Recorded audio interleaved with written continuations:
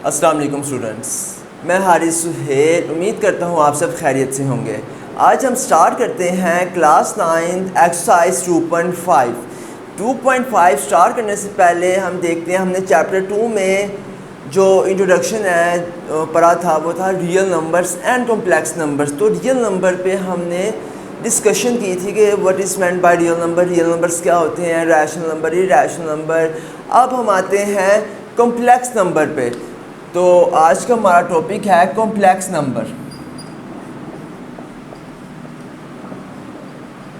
Complex number में जो हमारे पास नंबर्स हैं वो देखते हैं कॉम्प्लेक्स नंबर होते क्या हैं, what is meant by complex number, what is meant by imaginary numbers. Imaginary numbers क्या है?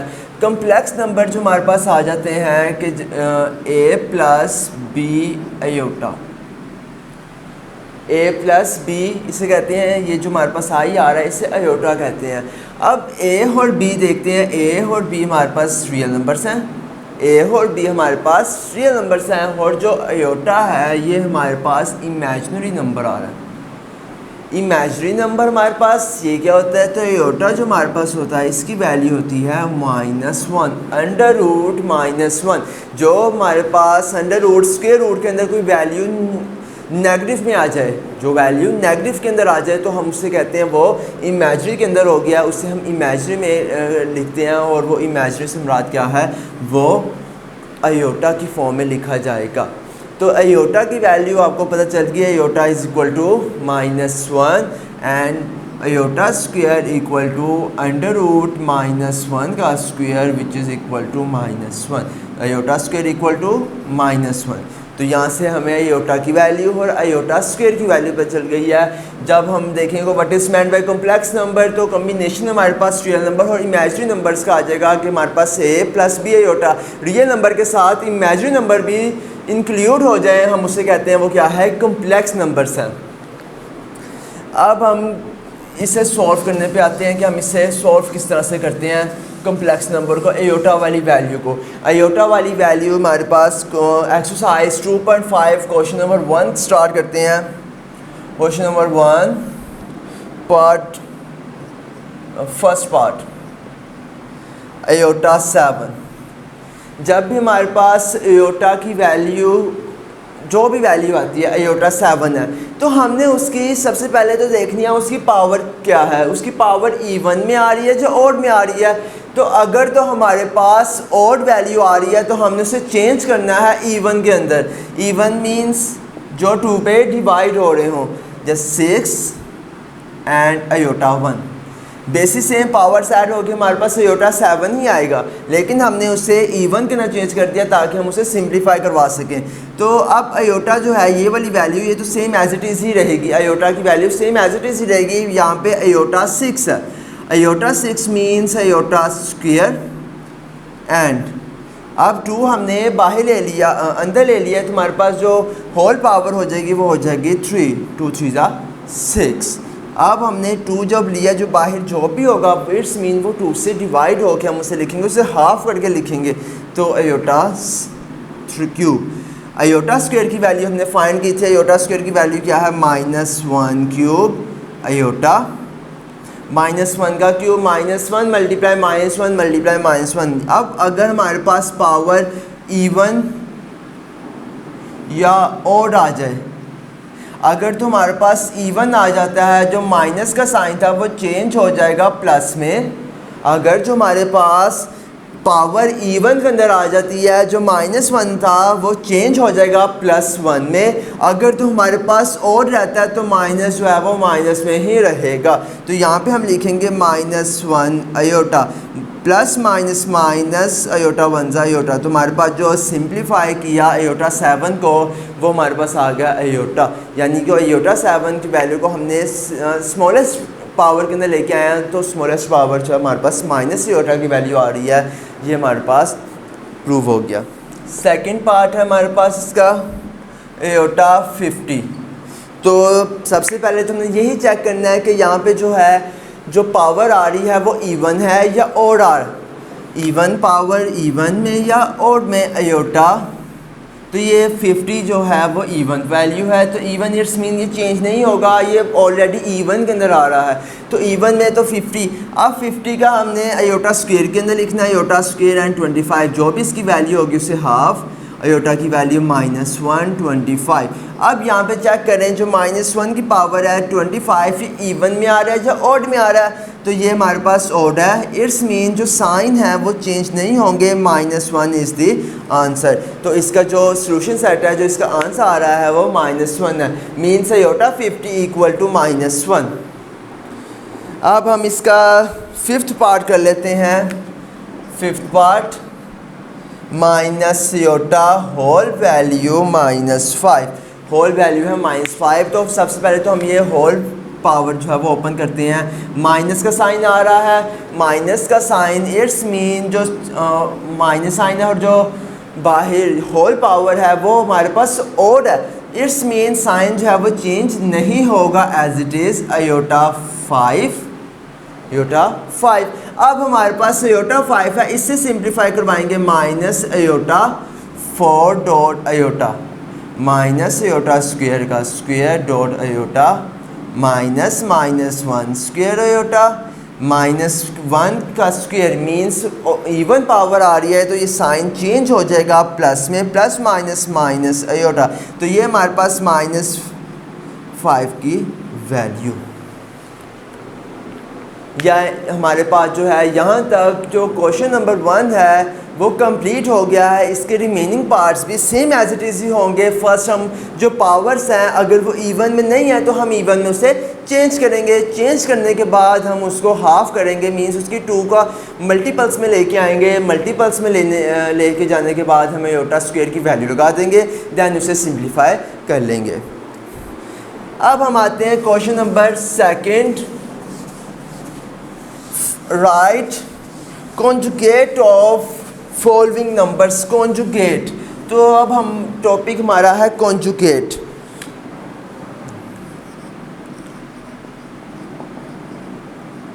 कॉन्जुगेट ऑफ फॉलोइंग नंबर्स, कोई भी हमारे पास नंबर है, जैसे सेकंड पार्ट है 3 - 5 आयोटा।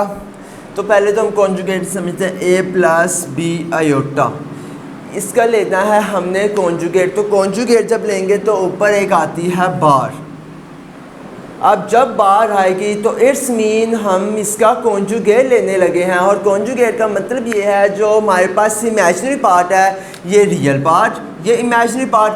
जो हमारे पास इमेजिनरी पार्ट है हमने उसके साथ जो भी साइन है, जो भी हमारे पास प्लस या माइनस आ रहा है, हमने उसका ऑपोजिट करके लिख देना है, तब ये जो बार है वो ख़त्म हो जाएगी। a - b iota, real part के साथ प्लस का साइन था तो प्लस का था तो प्लस आया, अगर माइनस होता तो माइनस आता। यहाँ पे जो इमेजिनरी पार्ट है यहाँ पे प्लस तो माइनस आ गया, अगर माइनस है तो प्लस, यानी रियल पार्ट के अंदर जो साइन है हम उसे चेंज नहीं करेंगे, जो इमेजिनरी पार्ट के साथ साइन आ रहा है उसका ऑपोजिट करके लिखेंगे, तो वो हमारे पास आता है कॉन्जुगेट। अब जो हमारा क्वेश्चन है सेकंड पार्ट है, इसका अगर हम कॉन्जुगेट लें तो कॉन्जुगेट के लिए सबसे पहले तो इसके ऊपर हम एक बार लगाते हैं 3 - 5 आयोटा। अब जो हमारे पास इमेजिनरी पार्ट है मींस -5 आयोटा, इसका साइन जो है हम ऑपोजिट कर देंगे 3 + 5 आयोटा। ये था हमारे पास सेकंड पार्ट। अब एज इट इज़ ही बकाया पार्ट्स हैं, हम पार करते हैं थर्ड माइनस आयोटा। अब यहाँ पे हमारे पास जो है रियल पार्ट नहीं दिया हुआ, यानी ए की वैल्यू नहीं दी हुई, यहाँ पे ए की वैल्यू होती है रियल पार्ट। अगर तो रियल पार्ट दिया होता तो यहाँ पे हम उसको एज इट इज़ लिखते, अब नहीं दिया हुआ इसमें वो ज़ीरो है, हमें लिखने की ज़रूरत नहीं उसको। अब हम इसको माइनस आयोटा बार आयोटा के साथ साइन माइनस का जब कॉन्जुगेट ले लेंगे, इट्स मीन वो साइन जो है वो पॉजिटिव में चला गया। क्वेश्चन नंबर 2 के रिमेनिंग पार्ट जो हैं, रिमेनिंग क्वेश्चन जो हैं वो सेम एज इट इज़ होंगे, जस्ट हमने इमेजिनरी पार्ट का साइन चेंज कर देना है। Question number 3, right the real and imaginary part. तो क्वेश्चन नंबर 1 + आयोटा, तो हमारे पास जो रियल पार्ट है z का, मीन्स हम इसे फर्स्ट करते हैं हमारे पास z है, कॉन्जुगेट कॉम्प्लेक्स नंबर है तो z से, तो z का जो हमारे पास रियल नंबर आ रहा है, रियल नंबर इज़ 1, और इमेजनरी पार्ट जो है वो z का वो क्या है, आयोटा के साथ जो कोफिशिएंट होगा हमने यहाँ पे वो वाली वैल्यू लिखनी है। जो हमारे पास आयोटा के साथ कोफिशिएंट होगा, यहाँ पे कोफिशिएंट क्या है, कुछ नहीं, इट्स मीन यहाँ पे कोफिशिएंट है 1। नेक्स्ट हम आते हैं फोर्थ पार्ट पे, -2 आयोटा। तो इसका भी पहले रियल पार्ट और फिर इमेजनरी। तो रियल पार्ट इसमें क्या आ रहा है, -2, जिसके साथ आयोटा का साइन नहीं है, -2, यहाँ पे हम सिर्फ -2 लगाएंगे। और जो इमेजनरी पार्ट है वो भी क्या है, -2। सेम एज इट इज़ हम आते हैं 6th क्वेश्चन पे, 2 + 0 आयोटा, 2 + 0 आयोटा। तो यहाँ पे रियल पार्ट जो हमारे पास है वो रियल पार्ट जो है वो 2 है, और जो हमारे पास इमेजनरी पार्ट आ रहा है z का वो हमारे पास 0 है। ये हमारा जो है क्वेश्चन नंबर 3, ये भी हमारा जो है वो कंप्लीट हो गया। रिमेनिंग क्वेश्चंस भी सेम एज इट इज़ ही हैं, शॉर्ट में आ जाएगा, ऑब्जेक्टिव के अंदर ये हमसे पूछा जा सकता है बोर्ड में। Question number 4, find the value of x and y। x + iota y + 1 4 - 3 iota. तो हमने यहाँ पे x और y की वैल्यूज़ को फाइंड करना है। तो यहाँ पे पहले तो हम रियल पार्ट ही रख लेते हैं, x + iota y = 4 - 1 - 3 iota, x + y iota = 3 - 3 iota. 4 - 1 means real part जो है वो रियल पार्ट में से ही माइनस होगा, 4 - 1 3 और 3 iota same as it is ही आएगा। अब हम यहाँ पे देखते हैं इसकी वैल्यूज़ को कंपेयर करवाते हैं, इनके कोफिशिएंट्स को कंपेयर करवा ले। जो हमारे पास रियल पार्ट्स आ रहा है, रियल पार्ट कौन सा है, यानी x के साथ आयोटा नहीं है, और यहाँ से 3 जो है उसके साथ आयोटा नहीं, इट्स मीन ये जो है वो रियल है। तो हमने रियल वैल्यूज़ को लहदा करके लिख दिया सेपरेटली, x = 3, यहाँ से हमारे पास x की वैल्यू आ गई। और जो हमारे पास कोफिशिएंट है आयोटा का, यानी कि जो कोफिशिएंट है हमारे पास आयोटा, यहाँ पे आयोटा y = -3 आयोटा। तो यहाँ पे हम लिखेंगे y = -3। वैसे अगर आयोटा लिखेंगे आयोटा तो वो कैंसिल होगा, इसलिए हमने उसके जस्ट कोफिशिएंट्स लिखने हैं, y = 3 - 3। तो हमारे पास जो रियल पार्ट है वो रियल पार्ट से हमने x की वैल्यू फाइंड कर ली, x = 3। जो हमारे पास इमेजिनरी पार्ट है प्लस आयोटा y = -3 आयोटा, तो वहाँ से हमारे पास जो y की वैल्यू है वो -3 हो गई। तो ये हमारे पास 2.5 जो है उसके क्वेश्चन नंबर 1, 2, 3 एंड 4 ये हमने कंप्लीट कर ली है। किसी किस्म की भी कोई कन्फ्यूजन हो तो आप हमें ज़रूर बताएं। आज के लिए अल्लाह हाफिज़।